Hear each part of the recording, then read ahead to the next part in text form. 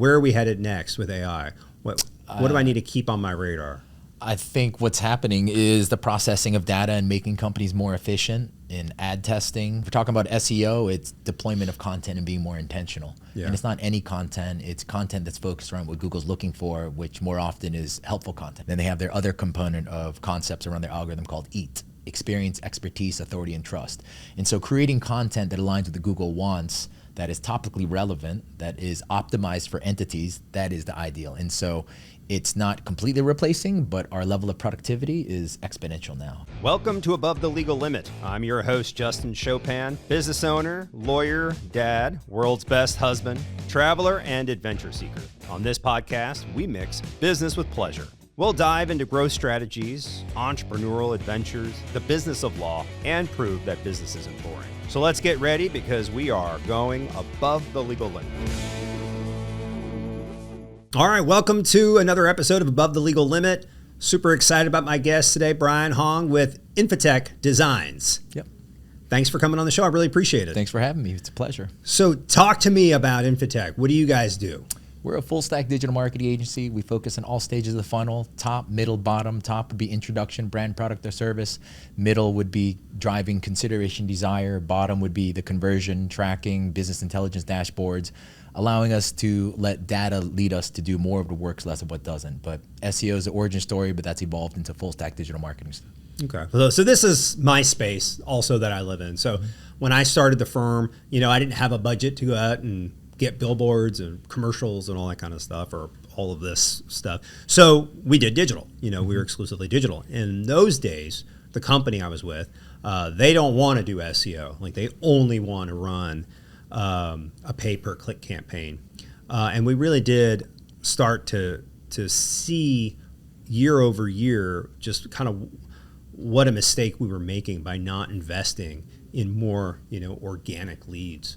We're relying so heavily on PPC. Mm-hmm. And so we finally, after 7 years, parted ways with our marketing company and went with a new company, and have really tried to right the ship, on SEO. Mm-hmm. But there are some people who say SEO's out, like SEO doesn't matter anymore.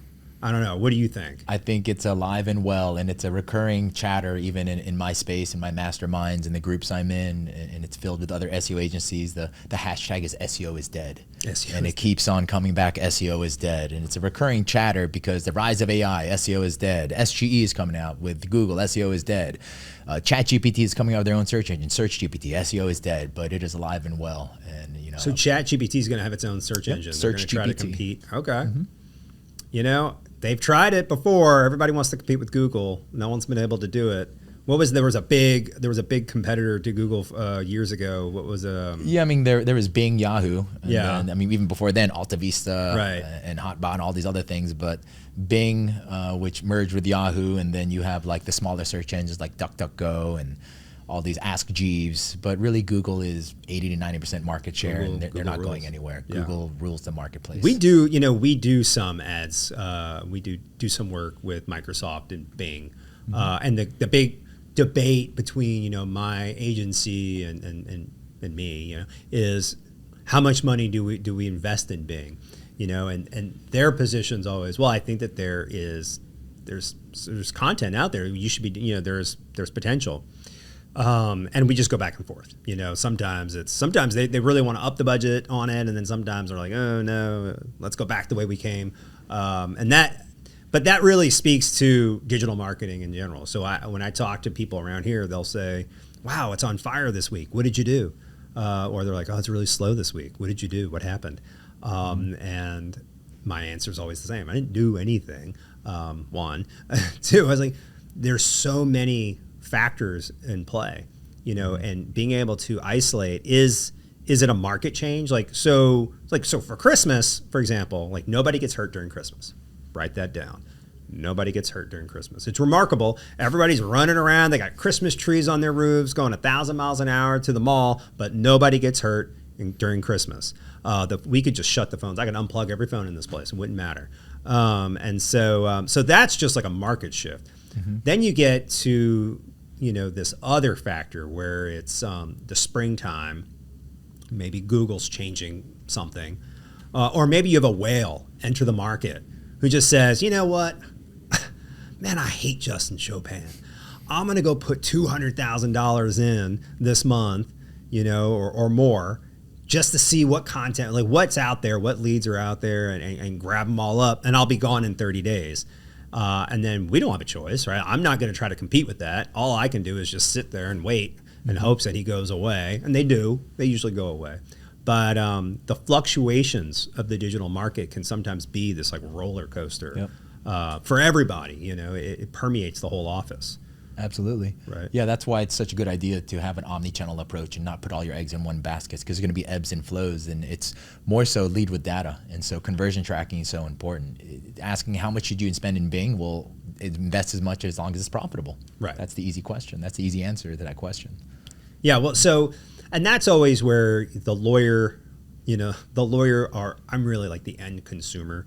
We'll talk about, these are your impressions, this is your cost per click, this is your cost per acquisition, which is really all I care about, right? So we could talk about cost per click until the cows come home, because the fact is if you spend $1,000 a click, but you sign every case, right, it doesn't really matter. Yeah. If your clicks are $100 a click, but you don't sign anything, that's really not a helpful metric. I mean, by and large, it is. So when we go through our metrics and we look at the cost per clicks and the cost per acquisition, you can see trends, right? So January, our cost per clicks will come down.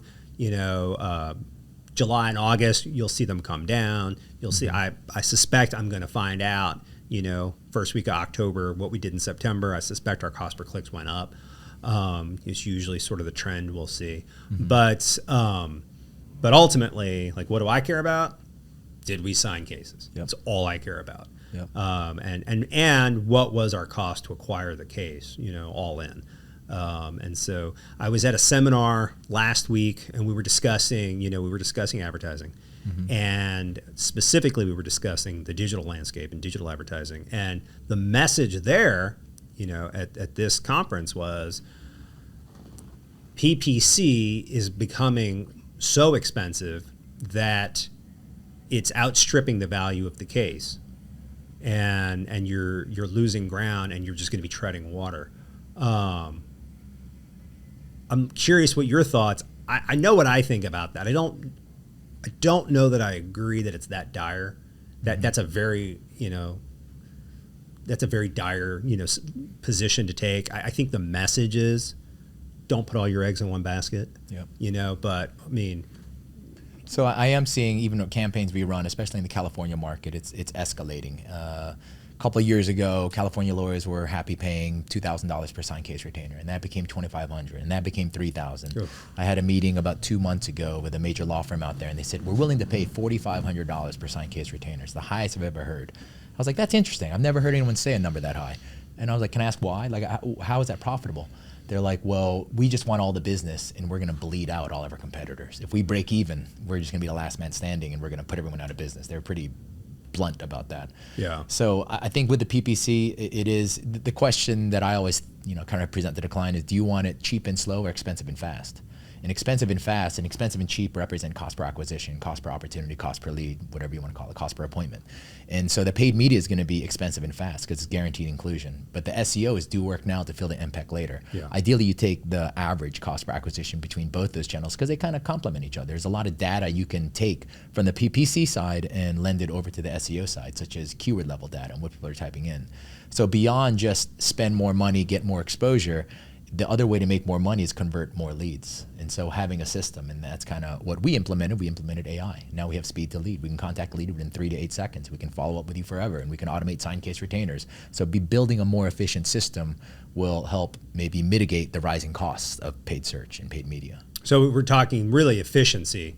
And we'll have those discussions too. I mean, internally, I still run intake, basically. I'm not answering the phones, but I feel that there are a few tasks in running the business that I keep, my thumb on. Marketing, budgeting, right? Like, what are we going to spend money on? And intake. Like, where are we? Because, the lawyers, I mean, I've had lawyers here with like 175 cases where he or she is so inundated that if they don't get a lead, they don't care. It's not the end of the world, because they're not the one spending anywhere from $2,000 to $4,500 just to get the lead in the door. So, which is natural, like that. I get that. That's why we have other lawyers here. And that's why. So, living in intake, checking on my intake specialist, like, how are we? What's going on? I mean, I probably talk to my intake people more than anybody else. Like, where are we on the day? What happened to that lead? Why didn't he want to take that case? Why didn't he want to take that call? Why didn't you send that to someone else? Because you do have to, continue to invest a lot of energy into the systems that you have. If you're getting all these, you do the statistics. I showed my intake team. I said, listen, you guys all want more cases, but you don't sign 100% of the leads that come through, of the leads you want, right? So so of the leads you want, maybe you're at 70%. If you signed the other 30%, you would be telling me we need more help. Yep. And so the efficiency is really important, and conversion Absolutely. is really important, because it's skewing your numbers if you're just leaving great cases because you weren't nurturing the right way, or you couldn't convert for whatever reason. But I'm curious. I mean, so this AI, so tell me more about that. Like, how does that work? Where you can call in 3 to 8 seconds. Walk me through that. It's speed to lead. A human can only make one call at a time. For sure. Right? And depending how many people you have, let's say you have 3-person call center, you can do 3 calls at a time. Right. You can answer 3 calls at a time. An AI can do 20 to 60 outbound calls per minute. I can answer an infinite number of inbound calls. If a million phone calls coming at once, I would pick up every single one. I run 24/7. A human has a good day or a bad day. An AI runs 24/7, doesn't break up with boyfriends. It always runs. It's programmed. We can analyze sentiment. So it's more efficient and more scalable. And it can eventually speak 60 different languages. And then we can connect that voice to SMS, to email, to Facebook Messenger, to IG Messenger. And now we have a dynamic omni-channel, so we can pick up the conversation. If I'm talking to you, I can now text you. If I text you, now I can email you. And I can bounce between those channels and understand it's all the same person. Can a human do that? I would argue no. It's a lot more work. I'll tell you that. So we do that here. We text our clients. I was early in texting. I saw a billboard years ago. It was Morris Bart had a billboard that said call or text, and I remember I even remember where it was. It was on Claiborne Avenue. I was coming over like an overpass from downtown, and I saw it, and I was like, wait, you can text? Because this is a long time ago now, and I was like, I don't even understand that. And when I looked into it, I realized, yeah, you can, and it's actually really cheap and really easy to implement. And there's nothing advanced about it at all. And so we have been texting. We originally went with a company called ZipWhip, which is now out of business. Twilio bought it and shut it down. But in those days, we were spending $20 a month on our texting capabilities. That was it. That's all it cost. Totally worth it. Now, you're not going to get it for $20 a month now, but it is getting cheaper again, though, as more and more companies are offering it as part of it. It's built into their systems. I can currently say we have probably 5 different layers of software where we could text directly to clients, potential new clients, if we wanted to. Now, we don't do that because I think it's too much. It's too confusing to be getting multiple texts from different, you've got it from your lead gen, your CRM, right? You've got it from your document management system, your file management system. You've got it from your reputation software. Then you have so we keep it all in one spot, which is a little bit more work. It's a little, it's not, when we talk about efficiency, I don't think it's the most efficient way of doing it, but I still maintain it's like a best practice, because there'll be times where we might be talking about a case, a couple of lawyers, and he'll say, yeah, well, we just found out X, Y, Z. And I'll say, well, that's not what the client told me. That's not how I remember this case, because I remember this one because I spoke to this client. And I said, go back to the text thread and go back to that when they first contacted us. I remember they sent us pictures. I remember they said X, Y, Z. And we'll go all the way back 2 years ago. Oh, you're right, Justin. She said X, Y, Z. Here's the photo. I said, you need to call her up. Just make sure we're all on the same page here. You can't do that if you're running automated texts through your CRM, you can, but it's not all living in one place. And then what we do at the end, okay, case is over. We then download that whole thread. Looks just like an old, like AOL Instant Messenger thread, right? And we upload it to the file, and we keep it. But so I'm always having to balance this best practice. But I like this idea because that is a problem. So we have a rollover answering service. We have a simultaneous ring on our intake. So our big deal is if you call the Chopin law firm, you are going to speak to a lawyer. So I don't use case managers. I don't have like a warehouse in Colombia answering the calls, right? Like you're getting us. But that also means that when the call comes through, it's a lot more work. And everybody has to be all hands on deck. And so it'll go to my intake team. The intake team's rule is first ring. Second ring, and I think you're like small time. Third ring, you blew it. And now I'm paying a rollover, answering service to get it. So the way to combat that is it's a simultaneous ring, and so everyone knows it's like you race to get the call, but you're so limited, you're right, and like your ability to handle calls. How does it work if you have, let's say, 10 calls that it's gathered? Are they in a queue or answer every single one? And so it's a combination of human enhancement and human replacement, depending on which direction you want to go. We're doing this for coaching companies. We're doing it for law firms. Let's take the law firm and doing it for an example based out of Oakland. For that, stage one is human enhancement. And so the repetitive of the intake, first getting rid of the spam calls. We can do a live transfer to a lawyer. I mean, they the same thing. It goes directly to a lawyer.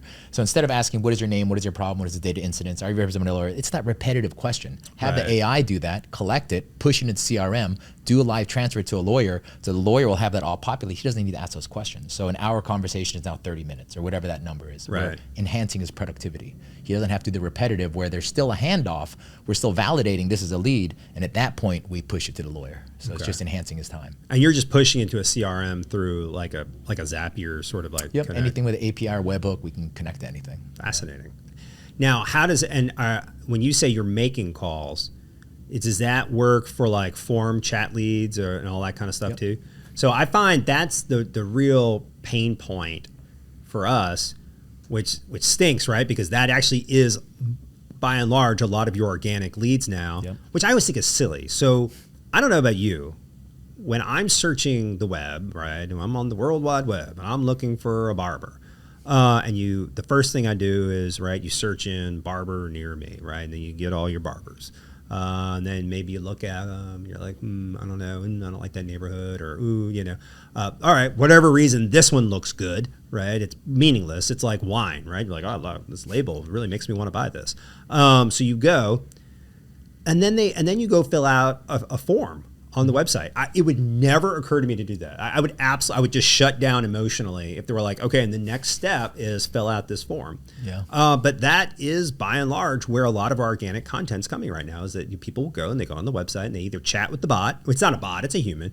I don't know what human, but it is a human being, allegedly. Or they go into the contact us, the chat thing. And maybe it's like a generational thing. I think it's a combination of a lot of things. I think about it from the prospect coming in. Maybe they're in a loud area where they can't have a phone call.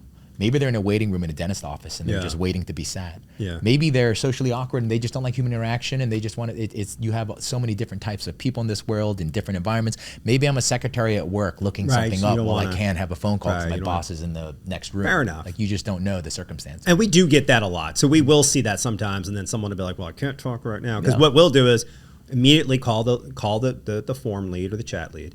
And that's why I say it's a pain point, because you have zero time to call that lead. Speed the lead. It's the saying in our industry, speed the lead. You have zero time to convert that lead. You're talking, I think after 30 seconds, you're like, there's like a gauge, right? And it's like red's here. You're like 30 seconds. You get to a minute and you're already up top at a minute. You get to 3 minutes and you're like, they're moving to the next lawyer. The whole thing just blew up, right? The gauge just exploded out the wall. Which is why I say I still live in intake so much, because nobody, even the people who care, nobody cares more about getting cases in the door than I do, right? Because it is It's, you know, it is the reason for existence. I often tell everyone here, I was like, do you know what a plaintiff's lawyer without any cases, you know what he's called? And they all said, what? I said, a barista. Okay. You either have cases or you don't have cases. You don't have cases, you can call yourself a lawyer all you want. You're serving coffee. Yeah. You know, but so will it call those form and chat leads? How does that work? It's just connected. We can connect to anything. I mean, we were doing it for a flooring company. When I was talking to them, they said we have about 900 leads per month that we only call one time, and we don't call it immediate leads. It goes to the call center. I said, I can call within 3 seconds. Yeah. As soon as it comes in, 24 hours per day. And I can book it directly on your calendar. And so we just getting ready to launch that right now. Speed to lead. So is this your company that you, okay. Yep, roboteams.ai. All right, I'm going to have to check that out. I think that's fascinating because I've seen different new AI enhanced intake software. I won't name any of them, but I haven't seen one that really provides what lawyers need, in my opinion. It was like there was one that everybody was telling me I had to go look at, and we did a demo, and I walked away. And I was like, I don't get it. I don't get why this is good. It was like, well, we'll get all the information, and then we send you an email. And I'm like, well, I already have the email. I know that the person's calling. So my call tracking is also sending me an email saying, hey, you got a lead coming through, and this is what they clicked on. This is their phone number. This is their name. This is where they live. Right? Here's their IP address. This is what they're. That's a notification. We're not. So when I say we're building AI, it's a conversational voice AI. It's talking to you. Yeah, but like sending me a message that's like, hey, Justin, Bill Smith just got tagged by an 18-wheeler, and he really wanted some help. And here's all his information. Like that is not helpful because it's speed to lead. Like that guy's gone. You know, no, we'll call, text, book them, try to get them on the calendar. We'll follow up with them forever. We'll nurture it. It's whatever you want. It's all, we could call them with your voice. We can clone your voice. It could be Morgan Freeman calling them, Anthony Hopkins. It can be anything. We should do Morgan Freeman. There should be more Morgan Freeman calls. We have Darth Vader calling them. Right. You know? I can hear it. I don't know that I can replicate a Morgan Freeman voice, but like, you know. British accent, accent of trust. We're actually testing that. Female versus male versus British accent versus American accent, slow talking, fast talking. Those are the things you can test to see if it impacts engagement. You know, is it Waze? Waze will do that. Yeah. I was in someone's car and they had Waze, and I was driving and I could not wrap my head around what the instructions were. And I was like, why does this have an accent? Does someone just tell me where to turn? You know, I'm from the Gulf South. We don't have those accents here. You know, I did the Headspace one on Waze. Have you heard that? They do a sponsor of Headspace, and it's a calming like, you're having a wonderful day today. Right. Please make it's a fine, ride. but please immediately merge. I've seen where you could record your own voice. Yeah. So my good friend, his wife recorded all the voices, and so every time he and I are in the car, I can hear his wife being like, turn right. I think that's kind of fun. I have like in my back of my mind, I was like, I should do this, but it sounds like it takes a lot of time. Well, I like this. All right, so what's the name of it one more time? Roboteams.ai. Roboteams. Okay. All right, I'm gonna have to check that out. So all right, well, cool. Well, so that's intake. That's where we live, and then PPC, alive and well. What do you think is something that where are we headed next with AI? What do I need to keep on my radar? I think what's happening is the processing of data and making companies more efficient in ad testing. I mean, it depends what we're talking. If we're talking about SEO, it's deployment of content and being more intentional. Yeah. And it's not any content. It's content that's focused around what Google's looking for, which more often is helpful content, which is they have a whole update that revolves around the HCU update, helpful content update. Then they have their other component of concepts around their algorithm called EAT, experience, expertise, authority, and trust. And so creating content that aligns with the Google wants, that is topically relevant, that is optimized for entities, that is the ideal. And so it's not completely replacing, but our level of productivity is exponential now, because now that something took us 2 hours takes us 30 minutes. Right. And so we can pump out more, and it's going to become an AI arms race, an AI war.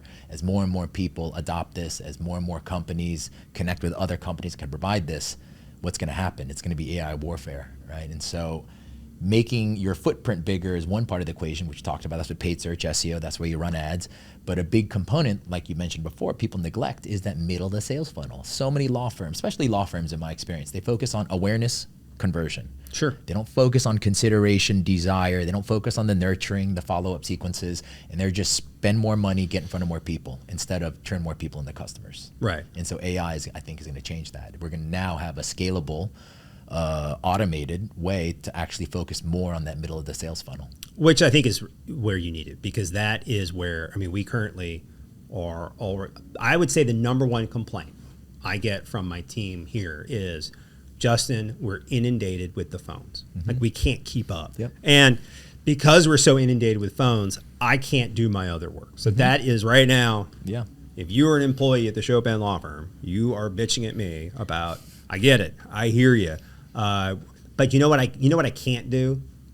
I can't just go to say, okay, I'll go hire three new people, because the workforce is not there. Yeah. So, I can outsource it, right? I can go offshore with it for sure. That's easy. It's cheap.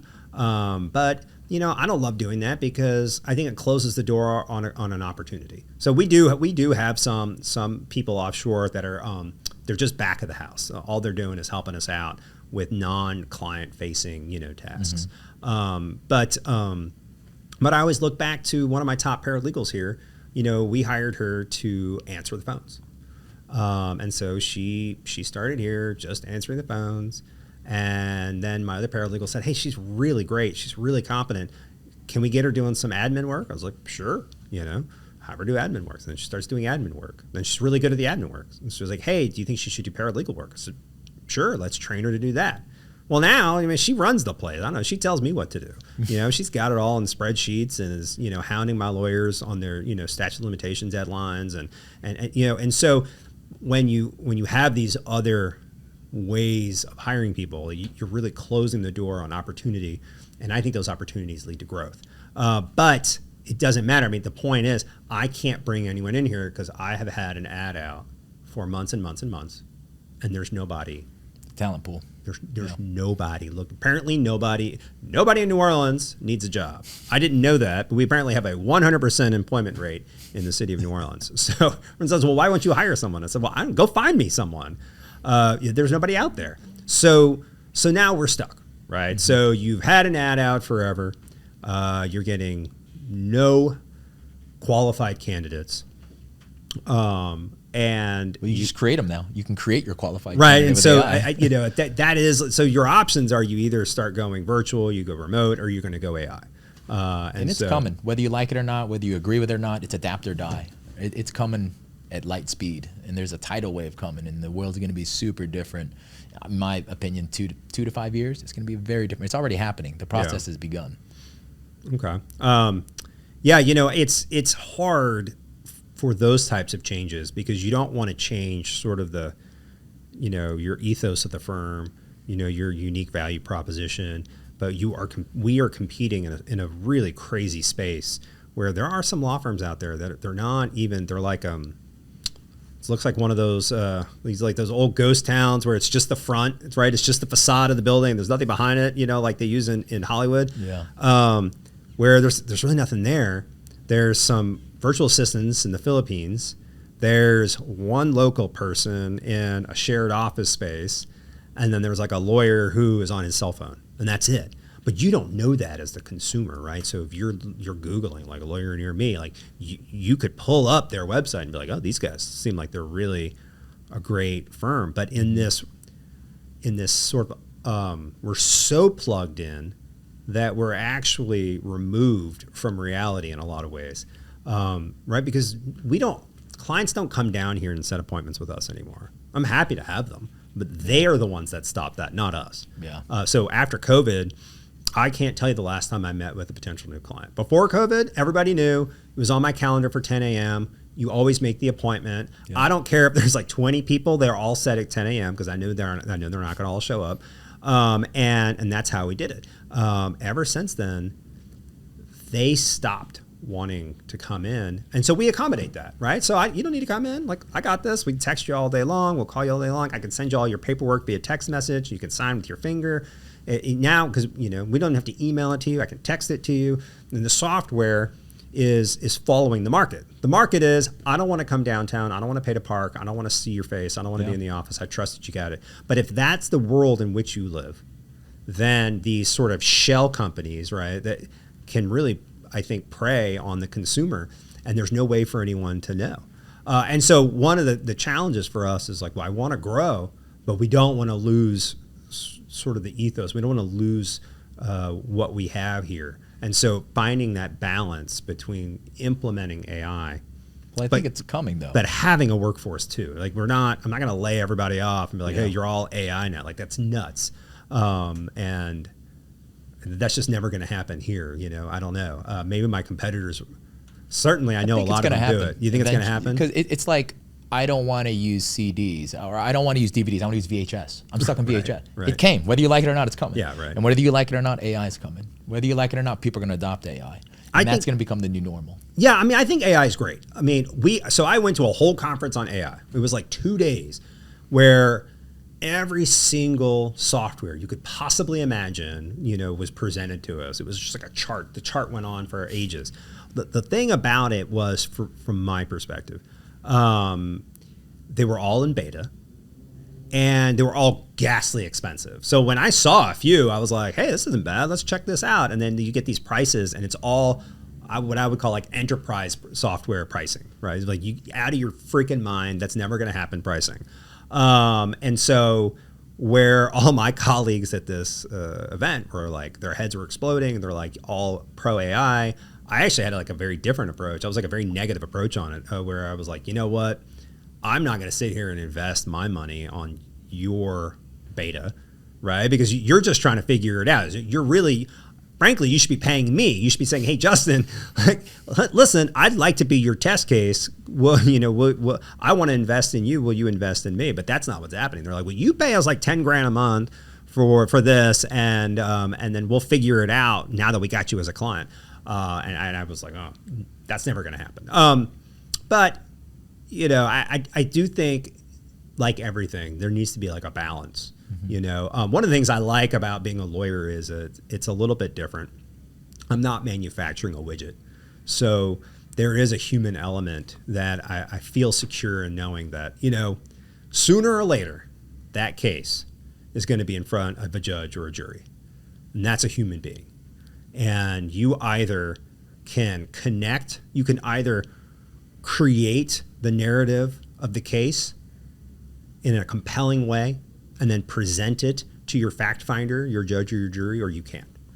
And it's the one thing that I feel like, it's like kind of like you go back to that old movie, what is it with like the little robot, iRobot or something like that. And he says, well, can you paint a painting? Can you paint a Picasso? And the robot says back to him, no, can you?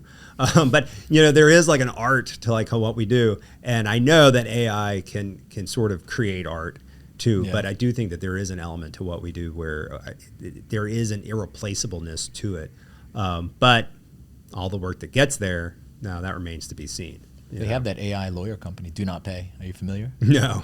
Do they? Yeah, they sent a robot lawyer to court. And the other opposing lawyer said, hold up, that's cheating because you have every single case law study and precedent available at a split second, and we can't compete against that. And so they overruled the ability for the AI robot to actually try the case. Interesting. You know, that's been a problem in the market for probably the last 30 years. It used to be that, you know, cases would get decided and they would get reported, and then they would get, you know, the reporting process means that they would actually get published, and then they would be in books, right? So like your like old 80s, 70s, 60s, 50s, you know, 40s, right? It was like the library of all the cases, right? Now, obviously we know that it's, you know, you see these old firms trying to sell their books, and then they can't sell them, so they're like giving them away. Anybody? I've got 10,000 books. Does anyone want a book? And everyone's like, no.